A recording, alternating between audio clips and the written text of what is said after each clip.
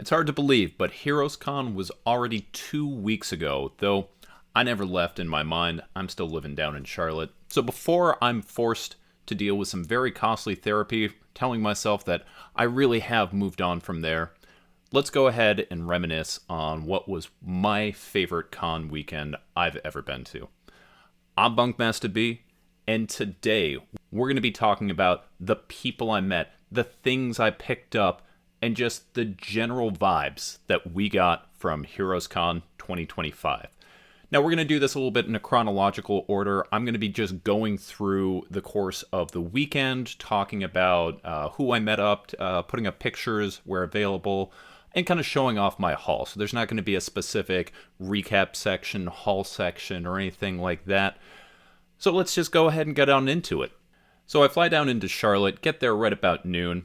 At the airport, I meet up with my roommate for the weekend, David. If you've ever watched any of the Organic Price Books Whatnot streams, you may know him as Bat Daddy David, always doing the dances, super fun guy. We had a great weekend. After heading to the hotel and dealing with some wonkiness, let's just say, we headed over to the hotel convention center where we met up with our buddy Jake, who, if you're watching this, you're probably familiar with Jake from The Brave and the Boys. And the trio of Jake, David, and I kind of made up who we would be spending most of the weekend with. In fact, actually Sunday, Jake ended up staying with us at our hotel room. And so really this was kind of the beginning of the big group that we would have throughout the weekend. As we walk into the convention center, Jake had already been there for about an hour or so. He got the VIP tickets and had gotten them the day before. So he kind of knew a little bit of the lay of the land. And as we walk in, he knows one of my most anticipated people here is Craig Thompson, who longtime viewers of the channel know. I won't shut up about blankets. It's one of my favorite, not just comics ever, but just books ever. He was set up right there, right at the front. And since he did have limited signing times, I didn't want to go ahead and miss him. Got into Craig's line. Surprisingly short line for what I expect there, but it doesn't move very fast. And I realize that's because Craig is just taking all this time and all this care to really talk with people, everyone who's going through. He's really giving that individualized time that I was not expecting, but I thought was wonderful. By the time I finally got up to him, I did my best not to go ahead and completely gush, but didn't happen. He was he's, again, one of my most favorite people. Blankets is one of the books I brought with me. I actually spent all of Thursday just whittling down what books I would be able to bring. I ended up having to check a separate bag, and it was just books, and even with that, I still had to make cuts, but there was no way I was going to leave blankets behind. Told Craig some of the stories that I mentioned in the video that I did a few years ago on the channel. I would not suggest you watch that. I can't say I'm particularly proud of the quality of that video, but I do plan on going back and making sort of a Craig Thompson retrospective covering his career. But I talked a little bit about what that book meant to me, and also how the first time I read it, I actually reached out to my high school girlfriend and was like, hey, I want you to read this and we're going to talk about it together. And Craig, being the super cool guy that he is, not only autographed it, but did a sketch of Raina here in the book. It was supposed to be only free sketches if you bought a book there, which, you know, I've had blankets forever, and I'm never not going to own a copy. So I was like, hey, can I just pay you for the sketch in there? He's like, no, absolutely. You've been a fan forever. Like, I'm not going to do that. I was very tempted to bring the whole Craig Thompson library. I probably should have. Didn't end up doing that, but Habibi was absolutely going to make the cut. For my money, I think this is the most beautifully illustrated book that he has there. Again, beautiful sketch. His handwriting, too, just his scripting, just beautiful. As cool as the sketches are, I almost think that the art, or the lettering that he does is the high point. A book I did not bring with me is Ginseng Roots. This is an advanced promo copy that is, at this point, not advanced at all, from Penguin Random House and Pantheon Books that they had sent to me a while ago as an advanced reader. There will be an overview coming up on ginseng roots soon. And it came with this signed bookplate that came in there. So in my thinking, while I am kind of making the cuts of what can and can't go, and these are thick books, it's a hardcover, so they take up some room. I'm looking at this and saying, I don't need that to get that signed. What I did bring, though, is when Pantheon sent me the copy of Ginseng Roots, they sent me this little ginseng tea that is premium Wisconsin ginseng. So I kept this. I brought that with him. He thought that was pretty funny, so he did sign that. So I will have double signed Ginseng Roots that goes with it. The last book that I had is Space Dumplings, which is an all-ages story about a family that is disconnected and then brought back together through it. Unfortunately, he pointed out that this particular version that I have, which is the paperback, since this is a book I share with my kids, there's not really any kind of blank place for a sketch. So for this one, it was just the signature, which was completely fine. But more than getting all of that was really just sort of that FaceTime talking with Craig. He's someone that I would say I very much have a parasocial relationship, in that he has put so much of himself onto his pages, and especially Blankets is a book that I've read and connected with very personally over the years. And sort of, I know I'm not alone in that, and being able to sort of talk with him about my experience with the book, what I've been able to do, sort of talking about it, and just my connection with it was so wonderful. And I'm sure it's a conversation he's had a million times since publishing the book by other people just like me. But honestly, the way that he was there and talking with me, it was like the first time that he'd ever heard anyone say that. Incredibly kind and giving of his time. I cannot say enough good things about him. If you have the opportunity to meet him, please do so. If you haven't read his books, please do so. They're some of the shining examples of the graphic novel medium. But enough about that.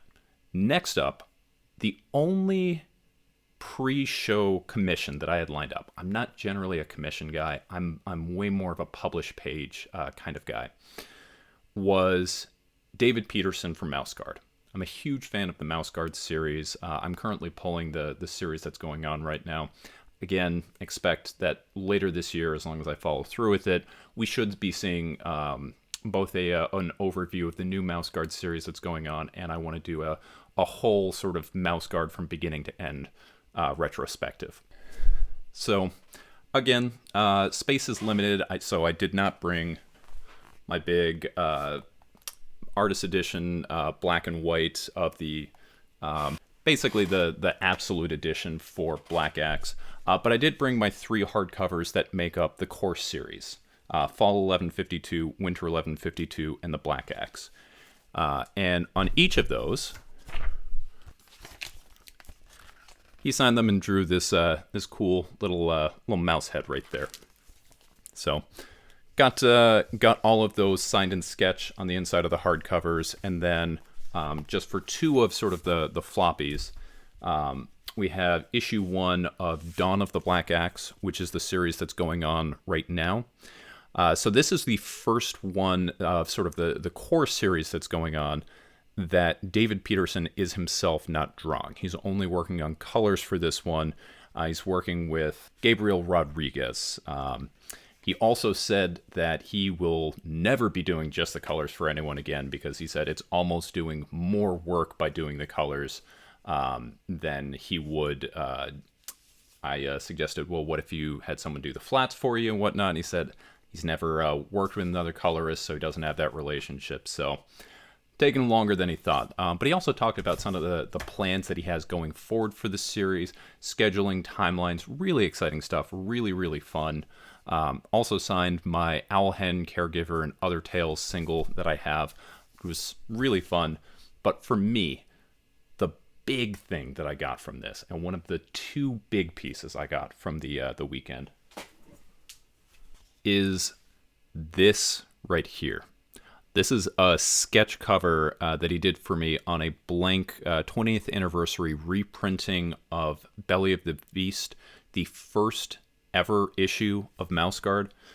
So on the inside, you can see is the full printing in black and white of issue 1 of Mouse Guard. And I got to request what a single character to go on there. Saxon's always been my favorite. Very much a look before you leap character. Big action swings, and he's the Raphael of the group, and Raphael's always been my favorite turtle. And absolutely love it. And he actually showed me when I was picking it up that he modeled it, that particular pose, after the first panel appearance of Saxon in the comic. So you get Saxon looking there, kind of coming in, but a little bit of a later series look that he has where he's a little bit more of a refined warrior. I just think this thing is so completely cool. Again, not a big commission guy, but when you get a chance for some original Mouse Guard art, you take that up. And as far as people that I met the first day, really, that's kind of what took it up. So much of the first day for me was about meeting the people that we were there with. I already mentioned that I was there and met up with my buddy David and Jake, who we were there with. But while I was staying in line for Craig Thompson, I met up with Melanie and Omar from the Near Mint Condition channel, who have been longtime friends of mine. I would say as far as longest sort of online comic friends, they are probably it. They're the ways that I got into the online comic space, not just as a creator, but also just as someone who liked to take part in sort of that. And it was the first time that there was sort of any type of real relationship where I was recognized as a person there. So that was wonderful, so cool. And a lot of the day was honestly just spent hanging out with them, talking, walking around the floor. One point, Omar, who famously loves to haggle, went and bought Melanie 13 packs of the new Final Fantasy Magic set. I bought one myself. We went on over to the art stage, and while Scotty Young was drawing the piece that would go up on the art auction the next day, we got to crack a pack together. And really, for me, this is going to be what the big appeal for Heroes is. Sure, the stuff I'm going to show off is cool. It was great meeting the creators. I wouldn't have been there if not for that. But the big appeal for me, what really did it, was going out and meeting the online friends that I've had. I've been describing it since this happened as Heroes is the best reunion show that you'll ever go to with people that you've never met but have been long friends with. And that's just what it felt like. Whether it was hanging out with Josh Greathouse, author of Bang, who I've mentioned here on the channel before. His table was sort of the central meetup. I saw him all throughout the weekend and in the after hours, or any of the other guys like Renee's Spawn, online friends that I had. James Abel. There's going to be so many people that I met there. Adrian Montanez, and just all while we were going out. It's like you'd walk around the convention center, you'd see someone, you'd hang out, you'd go out. It was great. But really, that stuff kind of takes me up to the end of the night. And at the end of the night, after we got off the show floor, we went out to what's called the Drink and Draw, which is hosted at the Westin Hotel. And the idea is that they do a charity art auction that's going on there. So most of the people who are there are just kind of convention attendees. And that's where we met up with people like Jess Omnidog, Lars, the Norwegian assassin. Everyone kind of had a table together. We were all there. You buy a coaster, you draw some art on it, you give that back to them. They have people who appraise the art, and then they sell it for different amounts, all benefiting charity. Really, really cool event, and especially being that it's for charity. A lot of fun. I got to hang out with Mark Buckingham, the artist of Fables, one of my favorite comics of all time. He was just there. He knew Omar from a while back, and just sort of took up residence at our table, and just any coaster that he could get to draw on, he ended up doing. And so he did an amazing assortment. He did the entire Fantastic Four. He did an Alf off of James's T-shirt that he was wearing there, and he ended up doing another one that I had to grab. As the night was going on, I'm not really sort of like a small art kind of person. Again, I tend to skew towards published pages. But I also don't do well with getting called out. So my buddy Josh Greathouse, who's a little bit of an agitator, I often refer to him. He's a terrible person, but a great artist. He's going, hey, so I see you haven't bought anything yet. What, you just hate charity or something? So I had to go ahead and rectify that situation. And I took home Mark's last piece. So this is the coaster that he did of Snow White from Fables, and he drew her with an absolutely, I'd love to speak to the manager, haircut that I absolutely adore. Wonderful evening, really got to hang out with everyone who was there, and just set the weekend up for a great start. And with that, we were on to date number 2. After a quick breakfast with Jake, David, and Melanie, where Melanie managed to set off the fire alarm yet again, number 3 for the weekend, it was off to the convention center, and we were ready to brave the line of Daniel Warren Johnson. Some of us in our group had already gone to see him. I had not, but everyone stuck around to go on up and go through. Huge shout out here to my new buddy Chris Balga, who we had talked with online, but this was our first time going to see, who had staked out a spot earlier in the day before we got there to make sure that he was able to get his Extremity Artist Edition, which you can see right there, signed and sketched. He'd gone through the day before, mentioned he had it, didn't bring it with him, and Dan had said, "Oh my gosh, bring it back! You can skip the line. I'll do a special sketch for you." So he was there. We got to meet up with him. I'd actually met him the day before, but his Superman shirt was so incredibly bright, I didn't realize it was him until much later. So we're gonna talk and slot Chris in at this spot right here. Line at that point was about an hour or so. Really not too bad, especially considering that I was with friends. We were hanging out the whole time. If I'd been on my own, it might have been a little bit touch and go. But with friends, it was just we were hanging out for an hour, and then we got to meet Daniel Warren Johnson, who was probably my number one creator I was most excited to meet for the weekend. Anyone who's seen the channel before knows I'm a huge DWJ fan.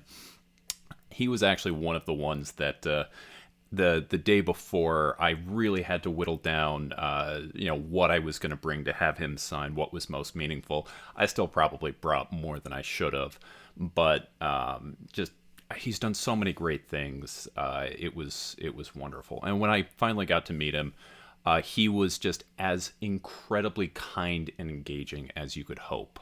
We've got some commonalities between the two of us, so I got to share some of that. We both grew up in New England, born in the same year. Parents still live there. We still go back, watch Boston sports with our dads. Big wrestling fans. Our kids are about the same age. We both relocated to the Midwest. But then on top of that, I also got to share a little bit about what his books mean to me, and specifically sharing the story of our lost buddy Curtis Fisher, Skip and Tosh, kind of what that meant. So, get to trauma dump and parasocial a little bit, just standard con experience stuff. He seemed incredibly touched and incredibly engaged by it. I'm sure that he's had this sort of thing there. Signed everything, and then finally did maybe my single favorite thing from the weekend, which was this incredible Murder Falcon sketch in my copy of Murder Falcon.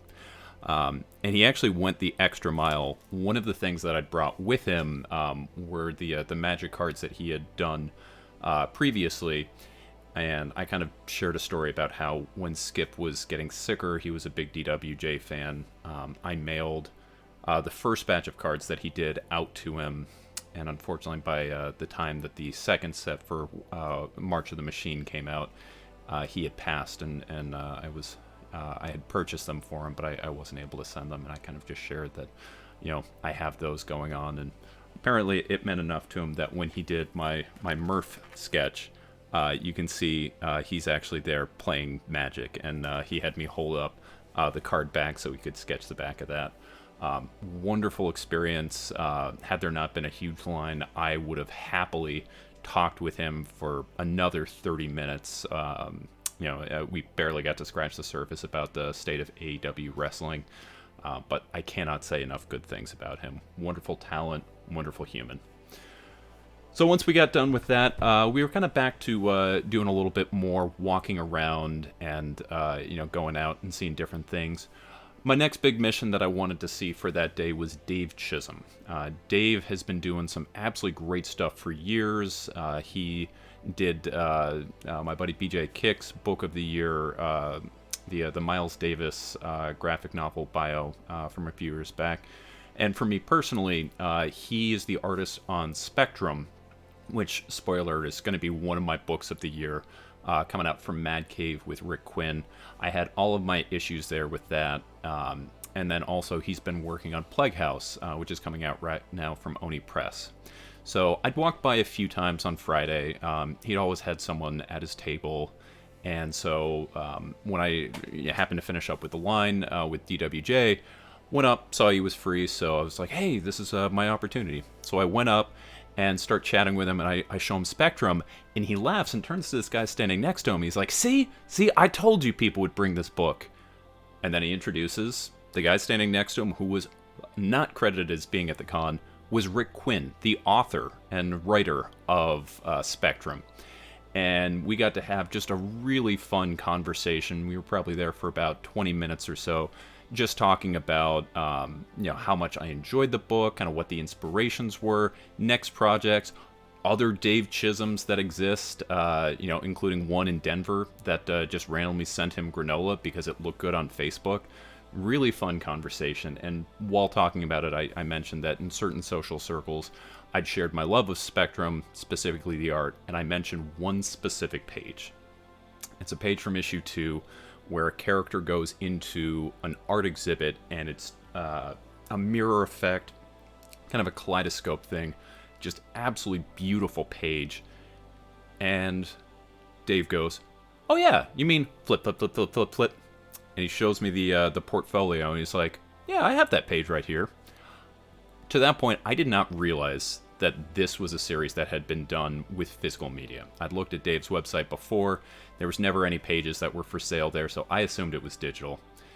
I'm looking at this page I love. It is not one of the ones I typically go for. I tend to be a little bit more sort of the interesting panel layouts, kind of the like weird thing. I tend to like pages that other people don't necessarily. So this being a single page splash, being just like a big impactful image, a little bit outside my wheelhouse, and I'm figuring this is probably going to be outside my price range.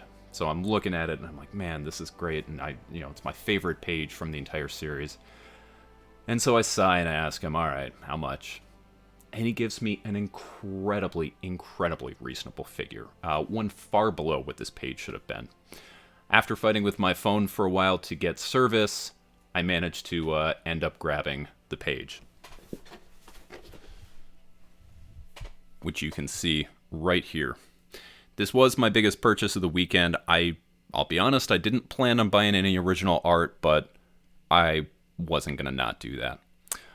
Both of the guys signed it. Both were incredibly kind, and I have this stupid little joke I like to make when I buy original pages directly from an artist. I say, oh, can I get a remark on that? Remark being like a little sketch. Most of the time, they give me this weird look like, what are you talking about? Like this, it's a original page. Like there's already art on it. And that's the whole point. Can you put some art on my art? I think it's funny. It just confuses every other artist, which is why I like to do it. Dave did not miss a beat. As he kind of goes down, and I was like, no, I'm joking. It's supposed to be funny. Rick kind of laughed. He was like, oh, okay, I get what you're saying. Nope.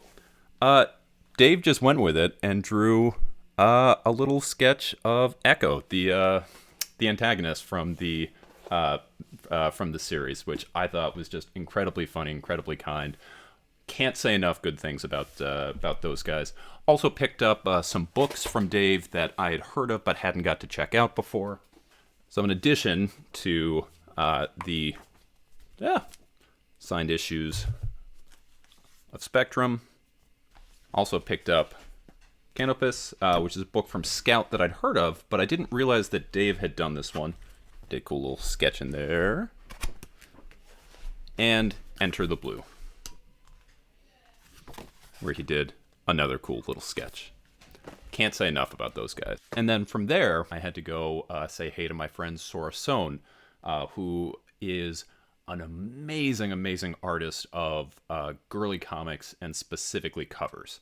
That doesn't generally tend to be my cup of tea. I'm not a big cheesecake guy, but Sorah does some nice things, and especially her eyes. I mean, she's got some good eyes. She mentioned it'd been a little bit of a slower show for her, so you always got to help out your friends. So I bought one of her cover prelims. I can't show most of this, but we'll just do a little go up there. I mean, just look at those eyes. I absolutely love this piece, and like I said, that's only the part that I can show you. Omnidog would be a big fan, but Sorah is super cool. Was really happy to be able to see her. Got to see her throughout the weekend. We grabbed drinks a few times, but such a cool piece and very, very different from what I normally had, so had to go ahead and do that. From there, we actually met up with my buddy BJ Kicks, who I've known online for years now, and this was finally our first in-person meeting. BJ, you guys may know from Comics Are Dope. I actually used to write on the website there back when I had time to do things like that while also working. We all made it our way over to Dennis Cowan's table. BJ was only in town for just the one day. He's got a new baby in the house, so as parent of an infant, you kind of get the time that you have. So his wife was incredibly gracious and sort of taking that day.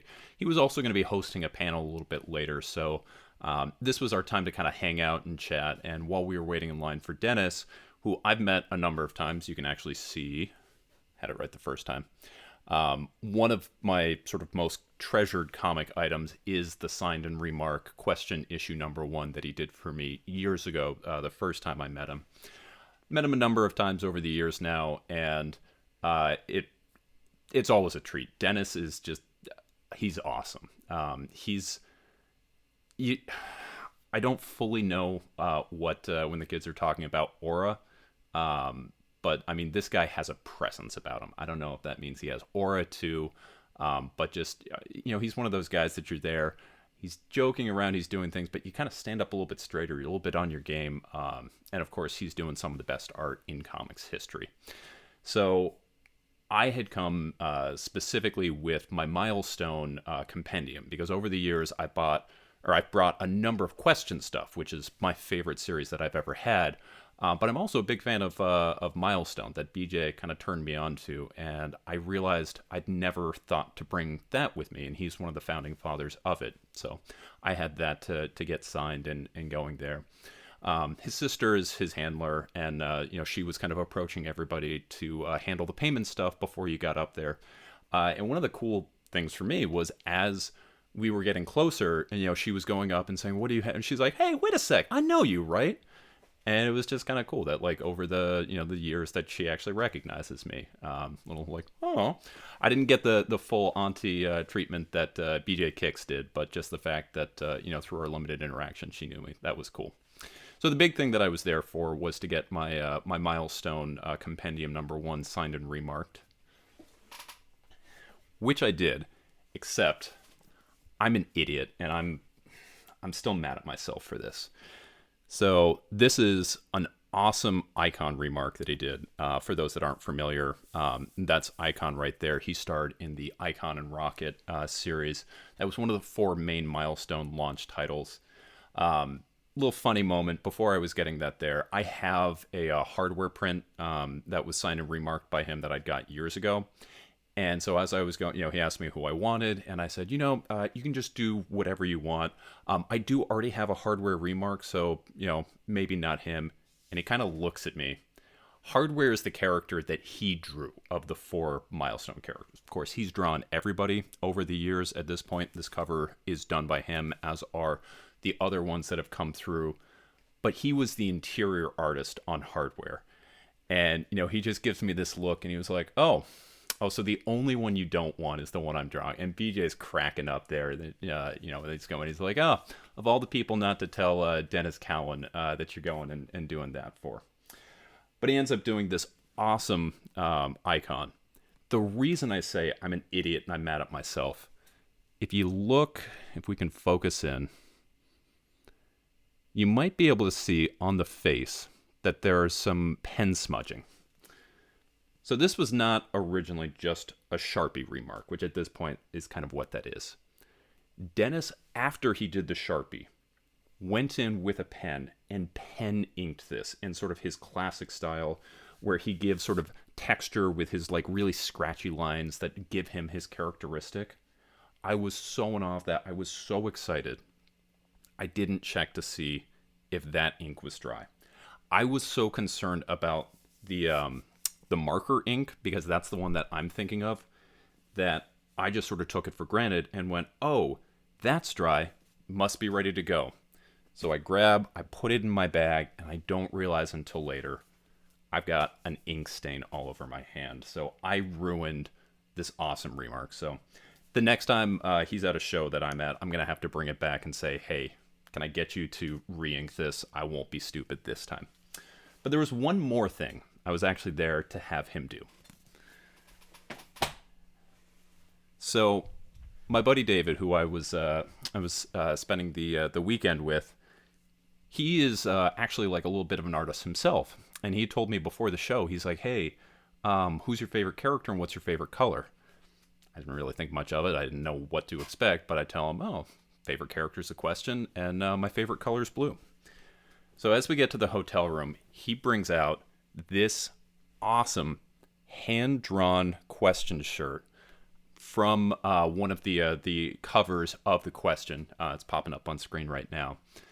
That I just thought was so cool. And so I put it on as we were going up. Dennis definitely gave it a look, and he was kind of like, all right. And I took it off and requested to get it autographed, and I think he thought that was pretty cool. So there's the biggest Dennis Cowan signature I own is on this particular shirt. Only issue is this is drawn directly on, so I can't really wear it out. I didn't think about that until we went to dinner, and David was kind of like, we're having Indian food. Maybe be careful. And I was like, oh yeah. So I took it off. But yeah, that was such a cool moment. David was actually wearing an Absolute Batman shirt that he had done, and so I called David over and was like, oh yeah, he was the one that drew that. And Dennis kind of looked at that shirt, which came out amazing. He got Nick Dragata to sign it. He was like, that's hot. And then he goes into his portfolio, flip, and he goes, but this is hotter. And he shows the cover for Absolute Batman number 12 that he did, which looks incredible. Again, flashing up right now. And it was a really cool moment for us to have him be impressed enough with that shirt that he was like, yeah, but I also did a cool thing. From there, it was time to go to BJ Kix's panel. This is the first time he's hosted a panel at a show, and being that it was Heroes, clearly meant a lot to him there. We had a big group that was all assembled. Felt really cool. Like this was our guy that we were there to support. There was a moment where he actually went and shout out to all my friends coming here. This was going on at the same time as the Daniel Warren Johnson Nick Dragata panel. So unfortunately, I did have to miss that one. But hey, well, anytime that there was some waffling back and forth and thinking, do I do this? Do I do that? Everyone kind of pointed out, would he be there if you were hosting a panel? The answer is yeah. Yeah, absolutely. It was a great panel. I'll leave a link to the where you can see it. He hosted it with Botter from Shortbox, and another gentleman who hosts a podcast and is actually a comic publisher. That'll also be down there. But really fun conversation. Kind of a general sort of, here's what we as podcasters think about the state of the medium, what we like, what we don't. Just really fun flowing conversation. After that, it was time to say goodbye to BJ. He had to get going. But that was also kind of the end of the con. So after grabbing some dinner with a bunch of the people who were there, we headed out to the Westin Hotel, where it was time for the annual art auction that are going there. While for those that haven't been there before, many of the artists who are going there either donate a piece that they have previously done or do a piece specifically for Heroes Con. And the proceeds from that go to the cost of running Heroes Convention. The artists have talked about how Heroes Con is kind of the last great comic convention. It doesn't cater to other things, and they're a convention that really takes care of the people that they bring in. They pay for their lodging, they pay for them to be there. They make sure that this is a chance for for the artists, and so because of that, many people are very, very giving of their time, their materials, their signatures. It's a great thing that they do there, and plus it's a really fun night to see some awesome original pieces go up in a live auction. It was also there that I met Cliff from Cliff on Comics, who those that followed me over there, I spent 4 hours one night getting loopier and loopier as the night went on. Definitely one of my most memorable streams, but Cliff was there, got a big hug from him. He's just a little bit shorter than me, so really fun to see him. He had to jet out, and unfortunately the art auction wasn't the best place to be talking and meeting, since the auctioneer was very, very keen on reminding people, if you're talking, we can't hear, and banged the gavel a whole lot, told people to be quiet a whole bunch of times. So, it was still a ton of fun, though. And as the pieces are going up, at our table, we're playing the game of, what do you think this one's going to go for? I'm apparently terrible at that game. I was way, way off, which delighted Omar to no ends. I jumped down to meet up with some of the artists that I'd mentioned earlier at the bar away from there. And unfortunately, I missed when my buddy Josh Greathouse's piece went up. But really cool moment, and ended up going for the most he's ever sold it for. And just, I got to see the video afterwards. You can hear a huge cheer that goes up. Just felt really good for him. The big highlight of the night, though, was Scotty Young's piece. He did 2 really large boards that came in. One of Galactus from one side with his mouth open eating a planet, Pac-Man on the other side going forward. Went for $15,000. Incredible. Just a cool moment to be part of there. But after that was the end of the Heroes events for Saturday night. At that point, we've just got one day left, and we are on to Sunday, our last day of the con. So wake up, get a late start. We were out pretty late on Saturday night. So David and I meet up with Jake later than he probably would have liked. I think he was getting a little antsy waiting for us. After getting some breakfast, we go out to the convention, and everyone's kind of feeling it a little bit. It's been a jam-packed weekend. There have been some late nights. We've been going out. And also, it's the last day of the con. So it's definitely more of a low-key kind of vibe. There's not, that hustle and bustle that you see there. Things aren't going around as much. And so this is kind of our cleanup day. But that's not to say that there weren't some incredible moments that came from that. First off, I finally made my way over to Mark Buckingham's table. I had mentioned previously how on the first night we got to hang out with him. I grabbed this coaster, but I had also brought some things specifically to get him signed. I didn't anticipate hanging out with him. I wasn't going to, on that night have it do it, put him in his face. But Fables is one of my favorite stories. I love Fables, and Flycatcher specifically is my favorite character from that. So I had brought with me issue 60, which is the beginning of The Good Prince, which is the issue that deals with Flycatcher on his return home. So I brought that, and then also I had brought my volume of Deluxe One. And, he asked Mark, that is, who my favorite was, and did this awesome sketch of Flycatcher in there. Just delightful, delightful guy. He was very clearly kind of packing up and going for the next thing. I was happy to catch him when I did. So his handlers were a little bit kind of like, I hope there's not too much going there. But couldn't have been nicer. Really awesome guy.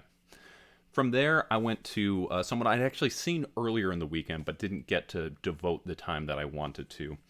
And that is Jesse Lonergan, who is one of my favorite artists working right now. For my money, no one is doing panel layouts like he's doing.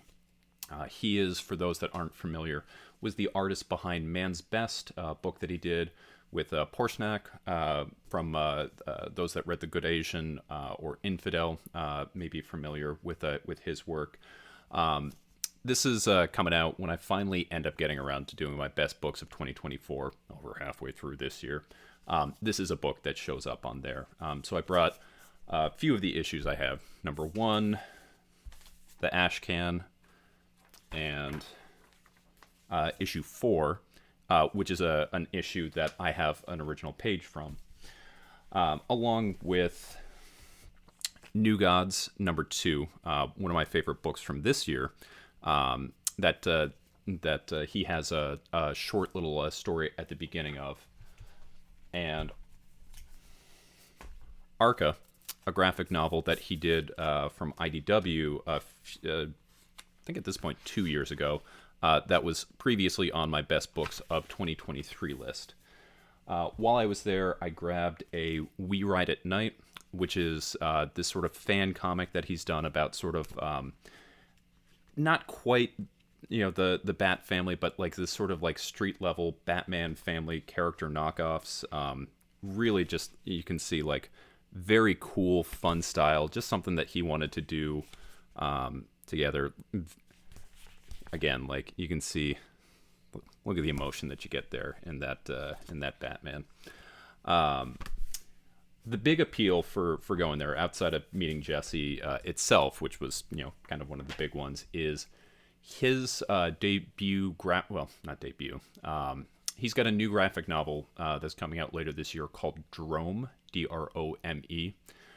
You'll see images of it flashing on screen right now.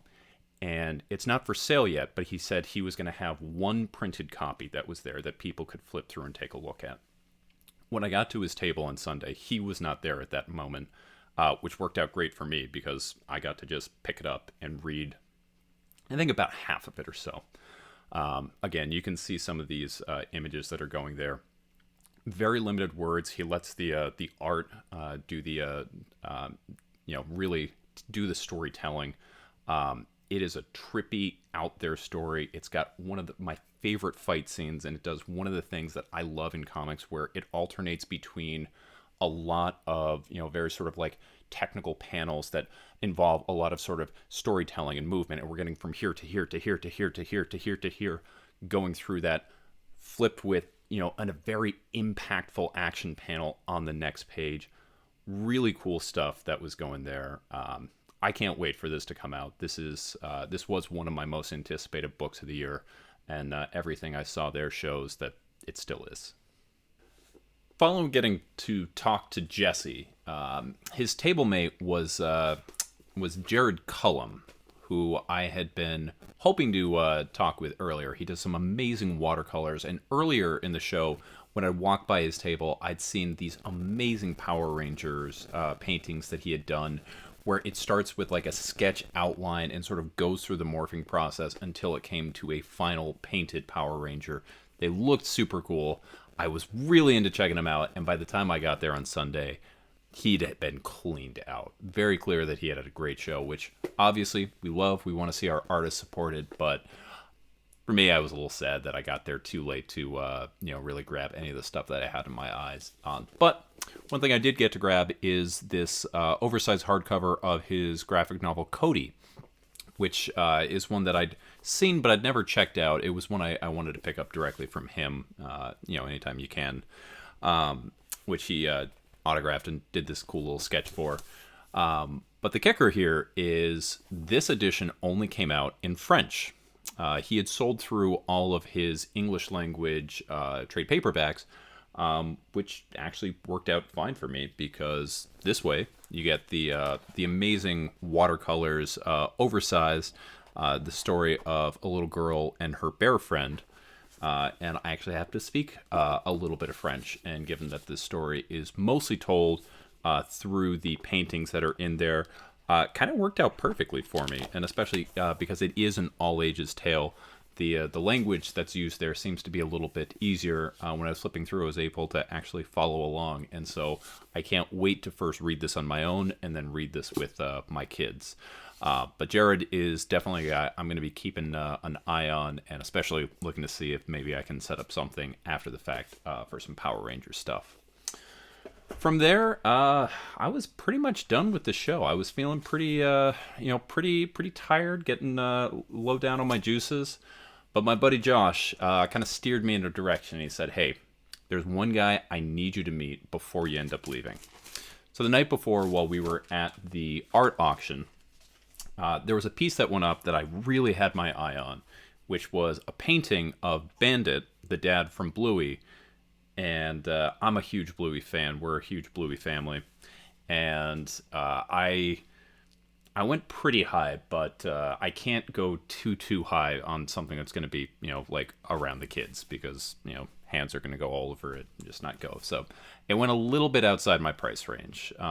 But Josh actually knew the artist that had done it, and so he steered me over to the guy's booth, where I picked up a few of the prints that he had done of Bluey. So I, ended up getting around. I couldn't get the original, but these prints actually work out easier for sort of what I'm looking for. So the X-Men ones were both claimed by my kids, but that just means that I get to keep this awesome Batman one for myself. Also, and I should mention, the artist's name is Jason Horn, as you can see right here, and as you can see from the autograph going on there. Really cool to talk to. We talked about kind of our love of the series and just sort of being a dad and everything like that. He had this series here, Ninja Sorah, which is a self-published comic that he does about a ninja dinosaur. I talked about it being, this family book. There's a quote in the back, Art Baltazar, who does a lot of the sort of the Tiny Titans stuff. Oh yeah, Ninja Sorah. That's all I need to see right here. So did a cool little Ninja Sorah sketch that's going in there. Honestly, it kind of reminds me a little bit of the energy of Axe Cop, if anyone remembers that webcomic from like 2010s thing, where it's both very, very silly and like kind of takes itself kind of seriously. So we have Professor Deadbones. I flipped through a few of the things here. It's maybe a little bit older than I think my kids are ready for. There's still a fair amount of like talk of like killing and death and things like that, which is still a little ways off for my kids. But still, a super cool book. And I was just super happy to be able to grab these after I did lose out on the original of the Bluey painting.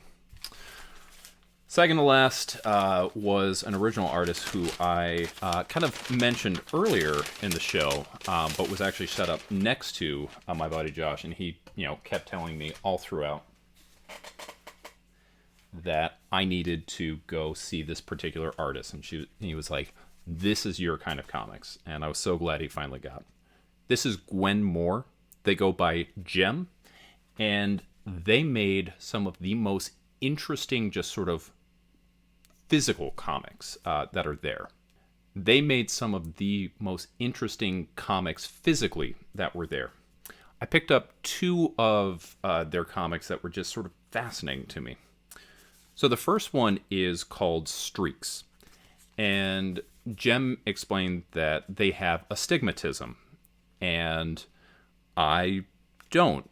And so this comic right here is told in almost kind of like a flip book fashion, where it can be read both as a regular comic, where it has images that are placed with words that tell sort of a narrative structure from beginning to end. But when you take it, and this is hand bound, and open it up,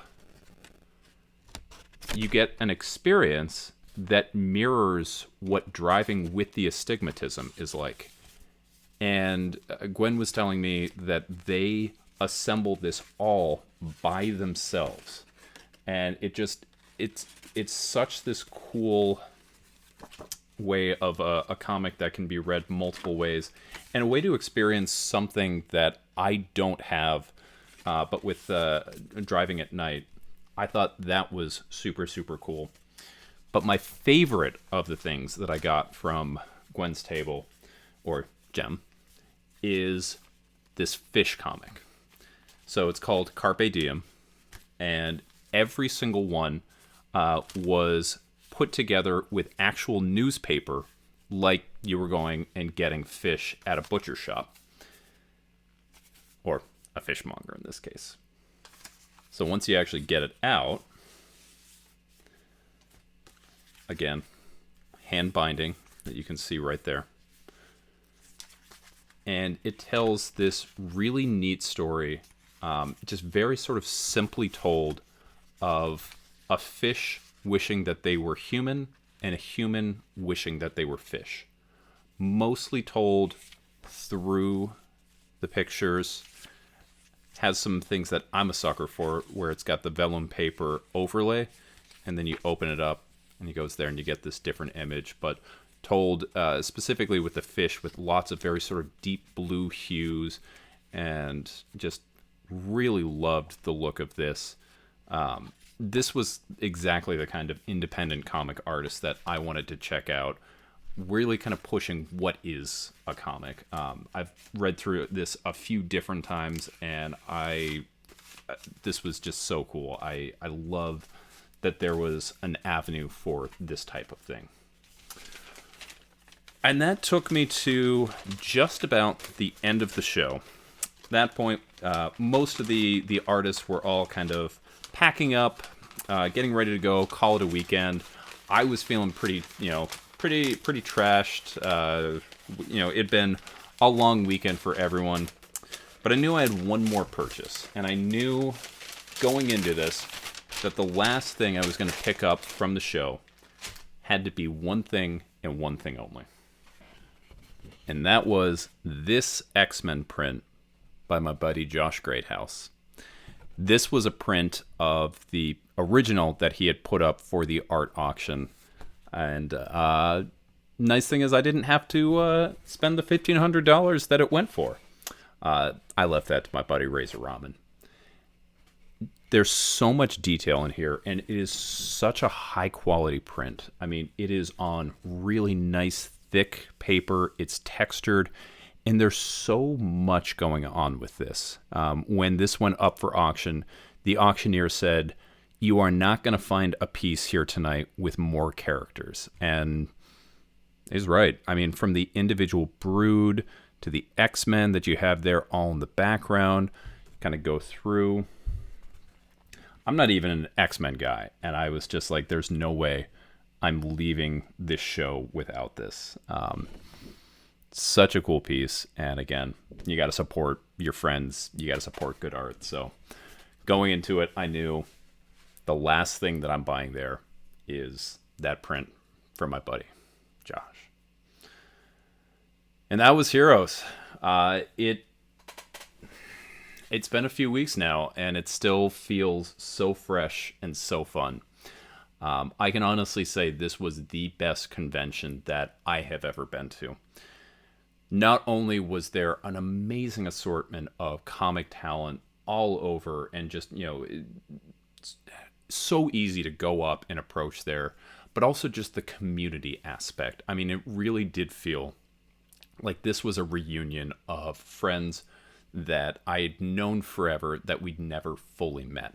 Just every single day, weaving in and out of different people, catching up, whether it was hanging out with David and Jake, going through all that line, or catching up with Omar and Melanie and cracking magic packs at the stage, or seeing Adrian, or hanging out with Razor.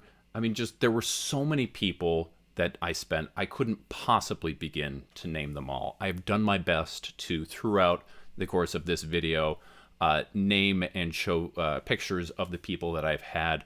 If you were not named, and you were someone that I met and I hung out with, I sincerely apologize. But I just had the best time with the best people. I'm not 100% sure that I'm going next year, but I can tell you I'm going to do everything in my power to make it back and make this an annual occurrence. But hey, that was my experience with Heroes. I want to know, have you been to Heroes? Are you someone I met at Heroes? I want to hear everything there is about it. Is this something that sounds like you want to try out?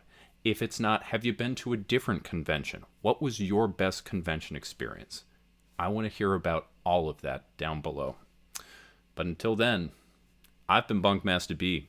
You all have been amazing. And I got some books to put away. See ya.